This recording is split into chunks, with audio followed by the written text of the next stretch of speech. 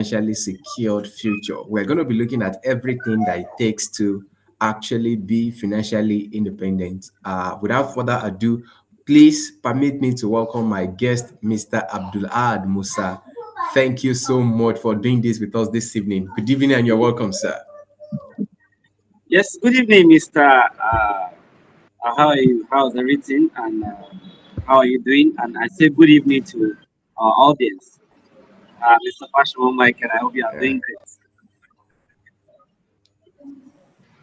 All right. Thank you so much. So I will want you to please introduce yourself for that, what you do to people that may be watching us for the kindly tell us more about yourself and also what you do. Okay, thank you very much. My name is Abdullah Musa, and I'm a general accountant Mhm. at the Institute General Accountant of Nigeria, popularly known as ICANN.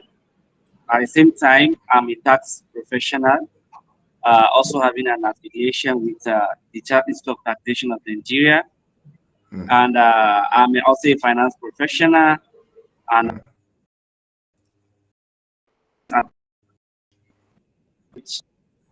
consulting and associate. And I also work as an accountant at Oncoking Africa.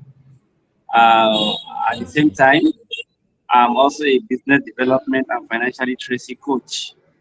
And beyond my professional journey, I'm also a proud community development advocate, where we advocate for social inclusion and we give back to our community. And on this, I've had the privilege to lead so many initiatives, among which are the Volunteer for Cause Casino chapter, where I serve as a team lead, and also I also serve as the program manager at Youth Initiative Forum Against Drug Abuse and Human Trafficking, and also I'm also the founder of Kingdom of Youth Initiative. Aside this, I would say I have experience across academia, technology, health, and other aspects of life. So I think with this, I would say you can also search me on social media handle with the name Abdullah Musa, just to get to know me further. The weather is not okay here. I think there's breeze everywhere. But can you hear me? Yeah, I can hear you. I can hear you. Oh, okay. Yeah, yeah. So thank you so much for that. That's quite comprehensive. Thank you so much. I believe our viewers will attest to the fact that we've gotten a big fish in a big pond. Thank you so much for choosing to do this with us once again. So talking about building a financially secured future, I want to ask you this pertinent question.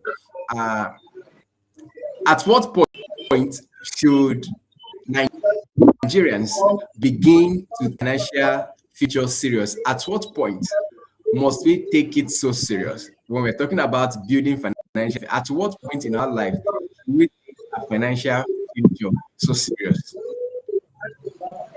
Okay, thank you very much for that question. I think, like I always tell my audience and people around me, is that whenever you want to see change in this life, you just have to challenge the status quo, or rather, change the status quo positively. What do I mean by this? Going by your question, at any point you start making someone or working with self or whatever, so far you have started getting money, so you just have to save. Just have to be ready for your future, because what I made mention last time where I was saying money has past, it has present, and it has future. No matter the amount you get today, it doesn't belong to only your present or your past, but rather part of it belongs to your future. Because let's say, for instance, if you are someone that is working with probably the state government, federal government, or even private organization, there will be time whereby probably you will retire. So before even the engagement of you now working for them, probably it is 35 years or 30 years. Now, for instance, you'll be paid per month. For that 35 years, your salary has already been calculated and accumulated in a whole. Now it has now been broken down into monthly. So whenever you are being given money for that particular month, you should understand that that money belongs to your past, because you will have probably incurred some expenses which you are waiting for that money to come so that you settle the expenses. And while the money arrives, you have some present obligation to settle. And don't forget that part of that money belongs to your future because it's accumulated in a particular place. So if you are spending everything, a particular amount, bear with yourself that you are spending part of your future, which is supposed to be. So at the point whereby you should start thinking about your future financially is at the moment you started getting money or started earning money through maybe probably working for someone or working for yourself. And there are so many ways you can get money. Probably you can say through working hard. And also there's instances where you can work smart also, because when you are making money, you have to start thinking of how can you multiply that money you are making, or rather how to manage the money. So while you make the starting of how to go and maybe probably manage the money or even multiply the money, whereby I think some question might still arise where we get to go deeper in this aspect. Thank you very much. Much for that. Thank you so much. I think also I will also want you to help us put in proper perspective. Do you believe building a financially secure future is it a reality or a myth? I would like you to help us put clarity to that, because to some persons they see it as being delusional, that sometimes they put our present situation into context and say, as a Nigerian, it is not possible for you to be financially okay. So I want us to dissect this theme once again. Building a financially secured future, is it a reality or a myth? Okay, thank you very much for that question. I think this brought me back to what I firstly said the other time, whereby I said you just have to challenge the status quo positively. Now, there are so many norms and our culture that has already been there for centuries, where you need to challenge them before you can even be financially educated. Because why am I saying this? So many cases happen. You see someone saying, now, see, there are so many things that you need to challenge personally. I know that you have to eat, that's no doubt. But who say you must eat while you are not hungry? Who say you must eat once a day? If someone will even say, eat 3 square meals, so then you know that it was someone that said it. Who said it? Why must you believe in that? And there are instances whereby you get to see that someone will say he must eat, whereby it's even tasty. When you think, okay, you don't need to eat while you are not hungry, so you should only eat while you are hungry. So those are some of the things you challenge. And someone will tell you that, yes, in Nigeria, you cannot make money in Nigeria, or rather, you cannot save in Nigeria. Who said so? And why should you even believe that? We understand the fact that the current economic realities is not appreciative in Nigeria. But however, with the current situation, you have so many ways to see that you secure your future because it belongs to you. Now, let me tell you something, Mr. Michael. For instance, you are the Hausa people will say, "Idan kiɗi ya canza, rawa zai canza." Meaning, if the beat of the drum change, the dance to the beat will also change. That is the reality. So now, if you are going by saying in Nigeria nowadays you cannot save, you cannot do this, no, it's your belief and it's a mindset that you need to work on seriously. Because talking about building a future of finance, you have to understand the hierarchy. And there is this thing I always tell people, we call it the wealth ladder. It starts from income generation, control saving, control spending, then savings, then strategic saving, then investment, then we have compounding investment. So there are so many series of each things you need to understand before even criticizing or saying it's something that is not possible. Because you need to make income, right? Because you have to get money before you start thinking of saving.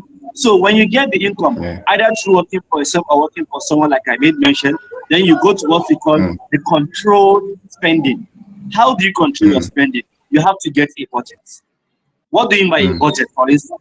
Budget is more of a financial planning mechanism that you use in planning your income and expenditure in order to achieve a particular goal. So you need to control your spending. We understand the fact that after you generate income, you have to spend.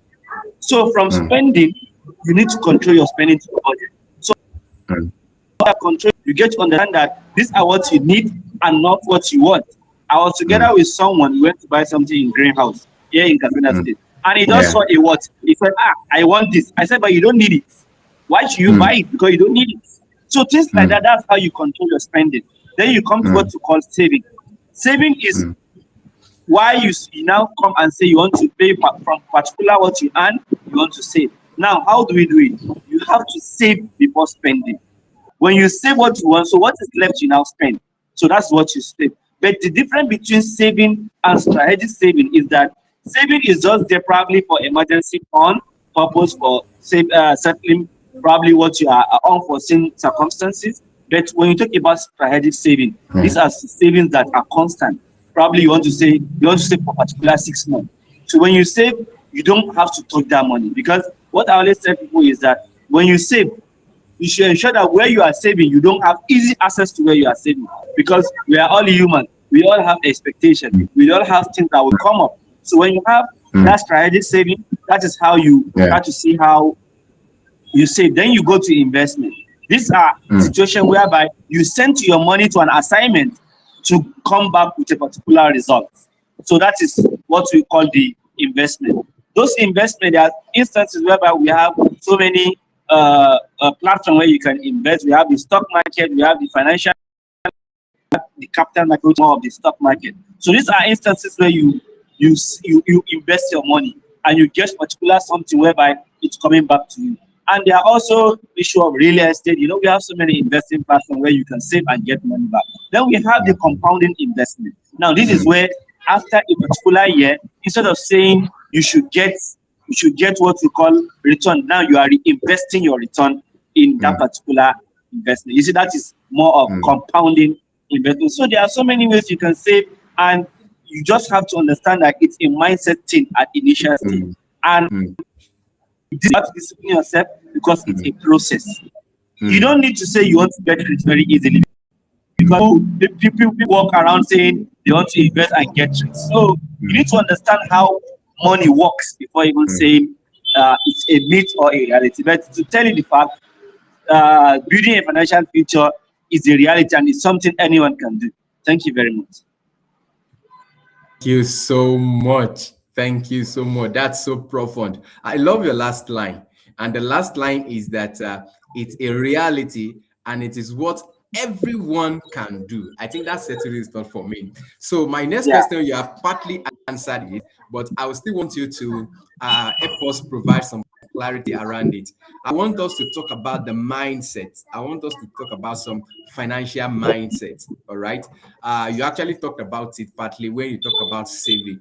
So what are the mindsets that people should build or people should have to ensure that they actually have a financially secured future? I think you mentioned one also. I would like you to help us elaborate more on the mindset that people need to cultivate, to develop, so that this can be a reality.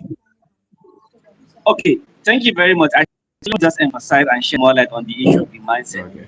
Like I said, so many things will happen, and before you get money or before it comes to you, so many things happen. Probably you want to settle some bills, you want to settle unexpected things that are coming up. But the issue of the mindset is that you have to discipline yourself to say that, yes, today I want to set myself. And some of the mindsets you need to have, first of all, I talk about budgeting. This is very important. Budgeting is something that tells you where should your money go. Because something comes to you, you should be able to track where this money is going. Now, maybe probably I earn 100,000 or 50,000. Think of any amount you are earning. Now, think of, say, let me have the mindset of now saying, let me have a kind of budget. This is my income. These are the expenses I want to incur. Now, are they things that I want or are they things that I need? You should always prioritize what you need. There are so many strategies that people use, and I think it depends on how it works for you. We have 30 rule, whereby we say you spend 50% on your needs, you spend 30% on what you want, 20% should always go to your savings. So these are some of the rules we use. And some we say probably you should use 40, 30, 30. Some we say you should use 60, 30, 10. It depends on how it works for you. And part of this, there is something I call attention to people. There are instances whereby person can just give you a gift. Money you are not expecting. How should you work around it? Okay. But are you living your life? Bamboo. Now, someone give you a gift. Should you spend everything? No. You should spend part of it and save part of it because you are already living a particular life. Now, there is also a mindset of consistent saving, which I call a saving. Now, when you want to save, you should always save in a particular account or a particular whereby you don't have access to it. Because what? Financial discipline is very, very difficult. If you have a particular fund in where you can access it, the time you see that you have already touched the money, because money is always wanted. And if there is no that discipline, you have nowhere to go when we talk about financial literacy. So, and also emergency fund, whereby you set a particular fund in a particular space for emergency things that might come up. And I always don't invest on it because you never be an investor. To say you want to invest in a fund because it's not meant for that. What emergency fund is protection. Protection in such a way that there will be job loss, instances whereby there will be hospital bills that come up unforeseen, and several things like that. And also there's what you call the debt control.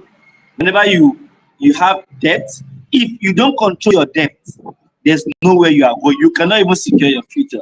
Because when you are into debt every time, what usually happens is you try to see how you can do what you call the debt refinancing. Now, you get another debt to set you another debt. That is how you keep on going without even thinking of your future. But you should have the mindset of that. No, debt is not bad, but you should try to see how you control it. Because instances debt is in a hole. When you dig a hole, now you want to cover that hole. You don't have the sand to cover it. You have to dig another hole to cover that hole. So that is how debt is. So if you control it, there's nowhere you are going financially. Then also you invest wisely, because you have to understand that before investing, you should understand what you are investing in. Just yesterday, I was speaking with a lady on treasury bills. How can she invest in treasury bills? Tell me that they say it's 14%, but after that maturity date, it now comes that I didn't get what they are telling me. I said, no, you don't understand how it works.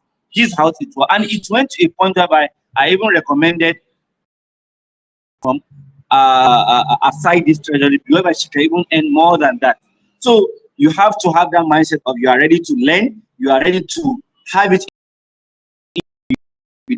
and that, because financial security is not an event, it is a process. You have to follow a process. That's the fact. Thank you very much. Yeah, you keep leaving me with some punchy lines. It's a process.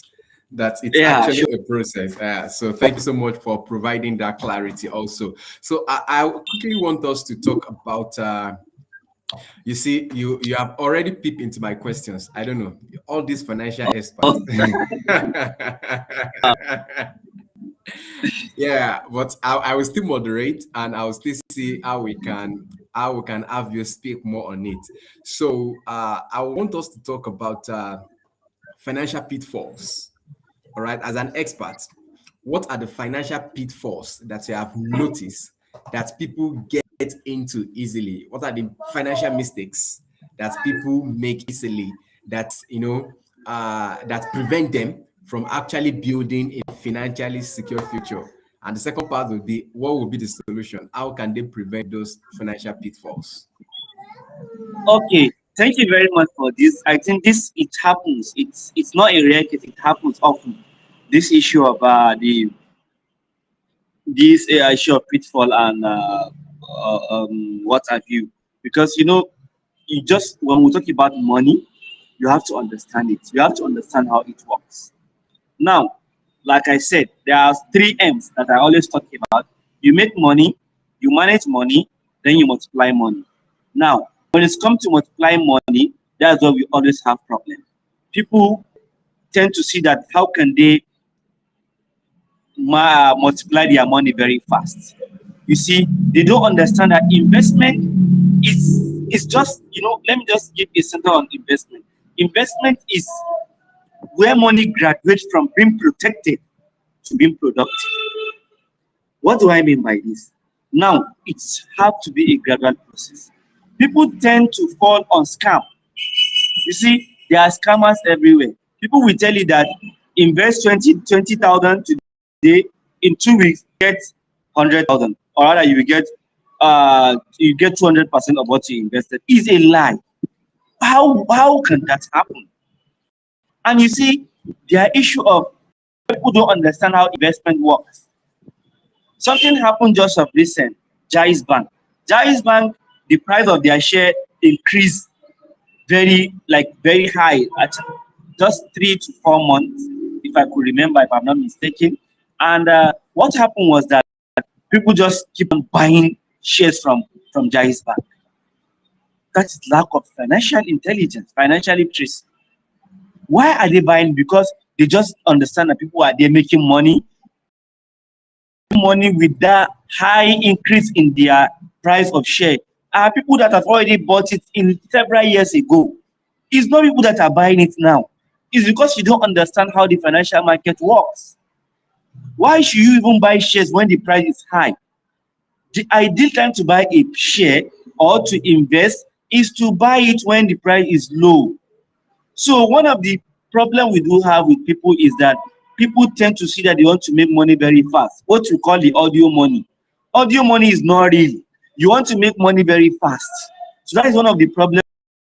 So, and that when you want to make money very fast, that's when you are vulnerable to scammers, because they will tell you that when you invest or give us 20,000 or 20,000 USD, you are going to get 100% or 20% of that amount in less than 1 week. How can that happen? You should understand that it's not going to happen. So one is people tend to say they want to make money very fast, which are called the audio money. People tend to see that they want to don't have the knowledge. They want to see that how can they easily multiply their money. Like I tell you, it's a process. It's not something that happened just today.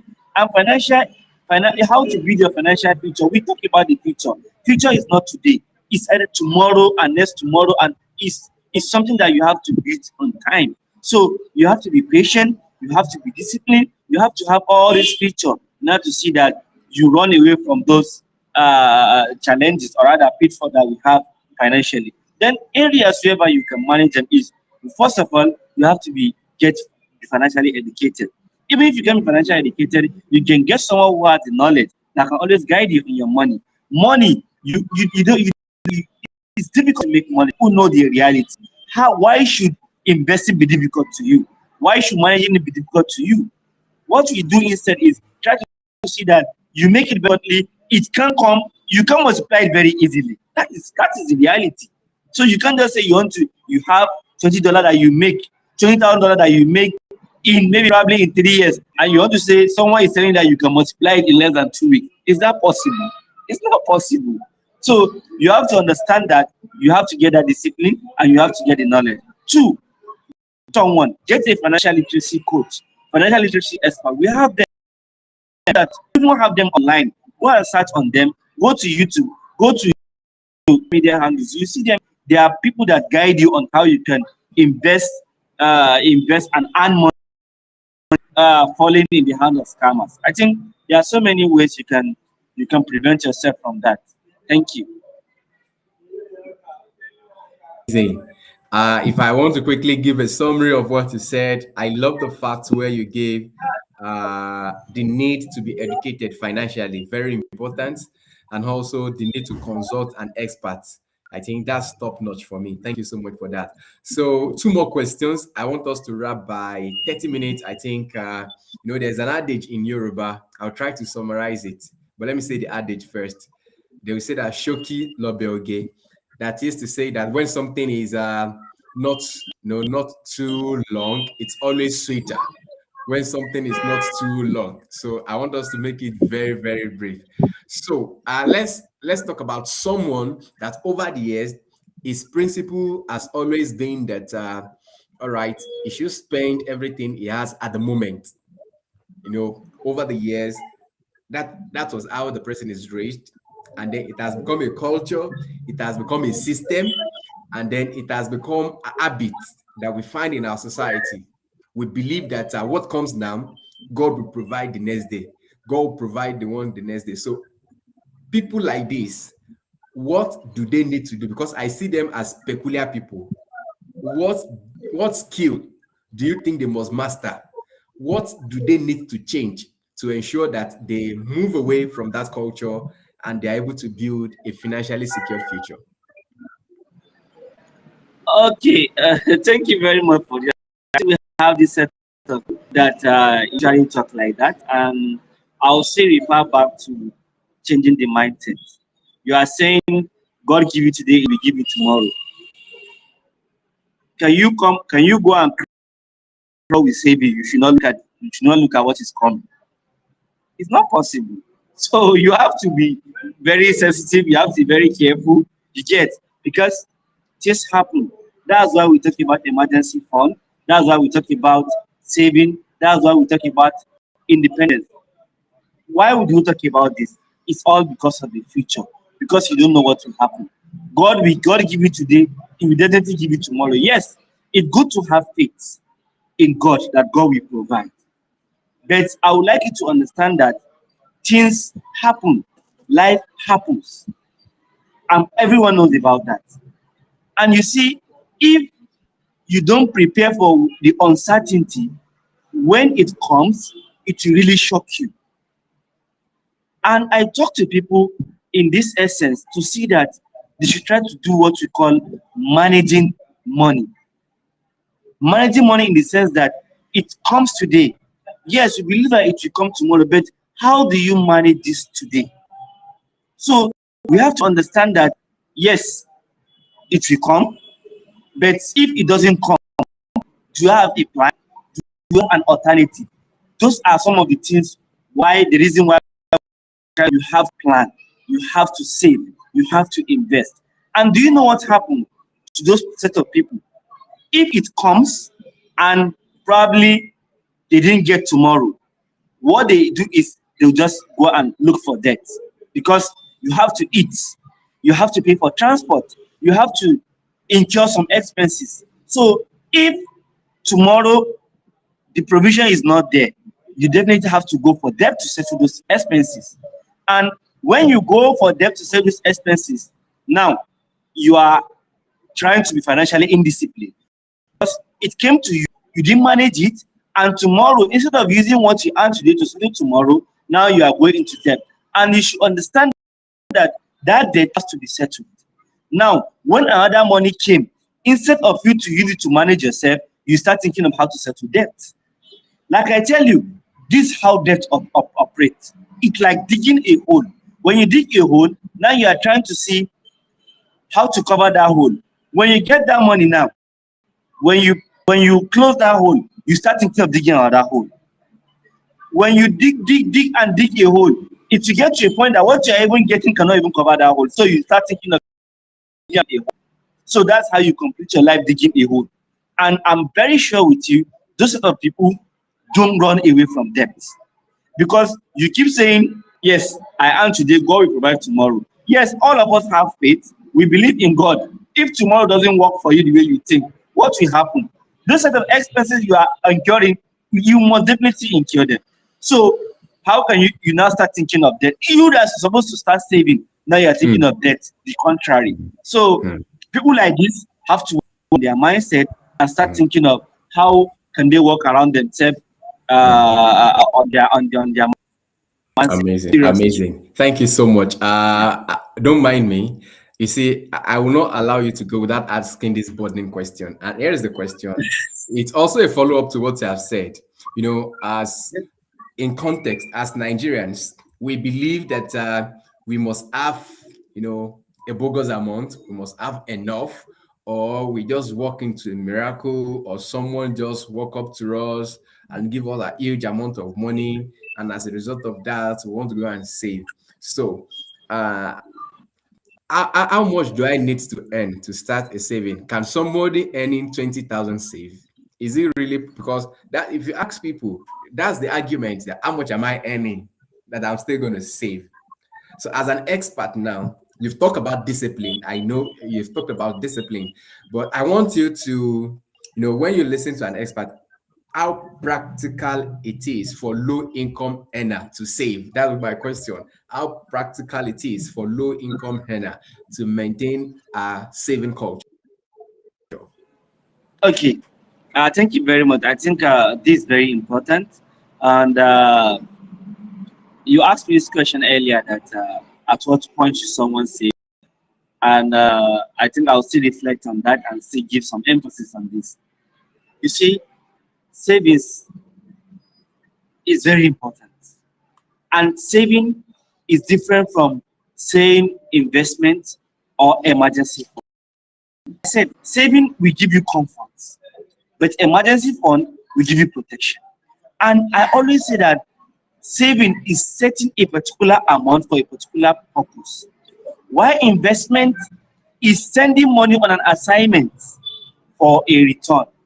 Now, saying you have to get to a particular point before saving should even come to mind in the first place.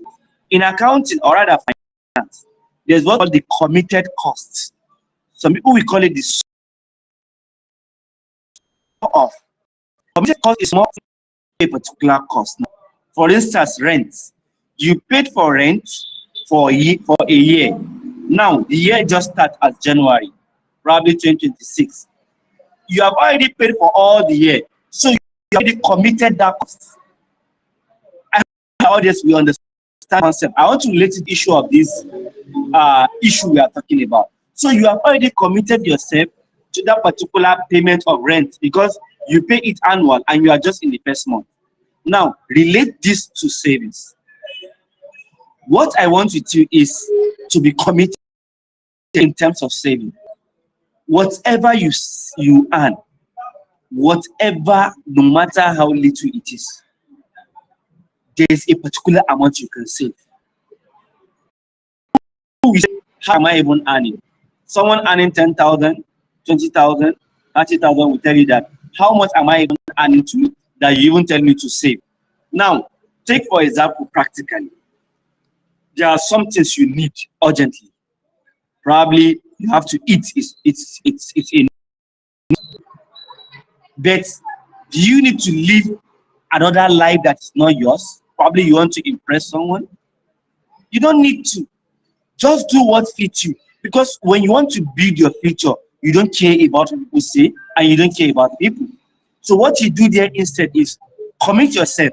Now say you want to save out of that 20,000. I usually give you advice to do it in one form of percentage. You want to save 1%, you want to save 10%, you want to save 5%, you know how it works for you. Now 5% or 10%. When money comes, for instance, 10% of 20,000 is 2,000. Now you want to save that 2%.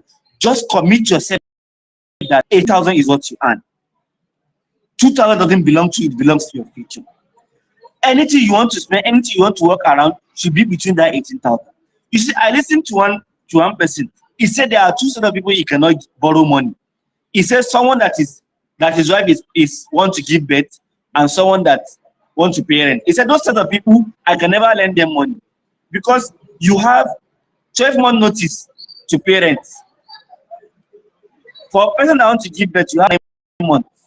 9-month notice, and you are telling me that in all the whole 9 months, all you know what to do. It is when it is 12 months that you start thinking of how to do. Just like that, you have to think. I'm paying my rent 100,000. I'm earning 300,000. You should know I'm paying my rent 1 million, for instance, and I'm earning 500,000. You should know that every month you are not earning 5,000. You are earning 400,000. That means you are committed. That 100,000 is not your money. It's not part of what you earn. So what I will advise here is to be committed in such a way that whatever you set a particular amount and understand that it does not belong. And thank you very much. I think I have a closing if there's room for that. Thank you very much. All right. Thank you so much for that beautiful line. On a final note, what would be your top advice for people watching this video? On a final note now, what would be Give us your concluding thoughts. Okay, thank you very much. From what you've seen so far, I understand the fact that the economic situation, the macroeconomic, talking about inflation, talking about unemployment, price stability, they are not appreciative. But however, let's change our mindset. Let's speak to ourselves when it's come to finance literacy. You see, you don't have to save. The first principle of money is that don't spend all what you earn. Because when you spend all what you earn, this trying to tell you that you are not taking the right direction. Secondly, I will tell you that wealth is not a destination. It's a result of consistent discipline, because you must discipline before you can even start thinking of your future. It is true informed decision and long-term thinking. Don't say you want to be quick. That mentality of saying I want to get rich quick, you should even eliminate it from your lifestyle.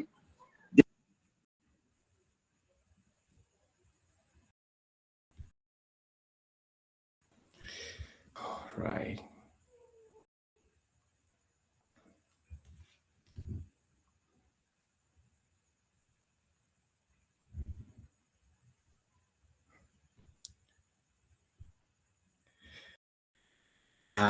Sorry, I don't know if you can still hear us there.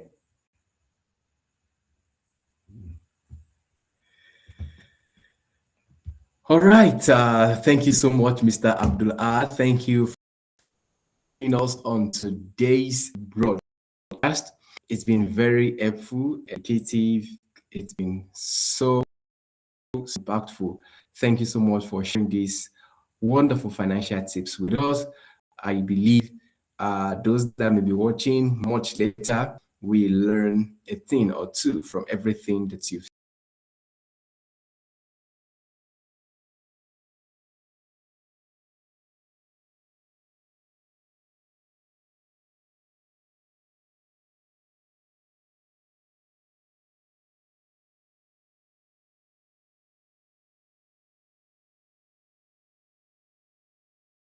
so much for staying up to this moment. I want to especially appreciate our guest once again. I think he's back. Thank you so much for sharing those beautiful lines with us. We appreciate your presence, and we hope that next time we'll be able to drink from your wealth of wisdom, particularly on financial literacy. And thanks so much for all you do in the social media space. Thank you for making it as a point of duty to educate Nigerians. I think it's a really endeavor that must be recognized. Thank you so much. Our time is far-fetched, and that will be the size of our broadcast once again. My name is everyone. Mr. Bra, thank you once again. I think your network is more. Thank you so much. We are glad to have you. Thank you very much. At some point, I think my mic was muted, or rather, probably maybe network. It's the network. So if you can tell us something, just to wrap up. Yes. In 30 seconds, so what would you like to say? What I was trying to say was there's one thing I would like everyone listening today to remember. It is this: financial security is not determined by how much money passes through your hands, by the decision you make with the money that stays in your hand. It's actually a decision. So start where you are, start with what you have. Do not wait for perfect conditions. A better financial future is built one good decision at a time. So don't spend today's opportunity borrowing from tomorrow's future. Please, so build a future your future self thanks for. Thank you very much for listening. I really appreciate having me. And I thank you. I look forward to meeting you in future times. Thank you very much. All right. For today, thank you so much for showing up.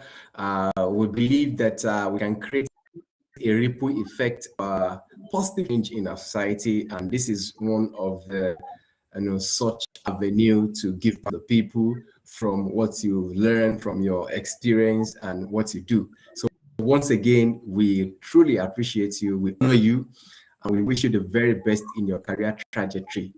Thank you so much, and have a beautiful evening.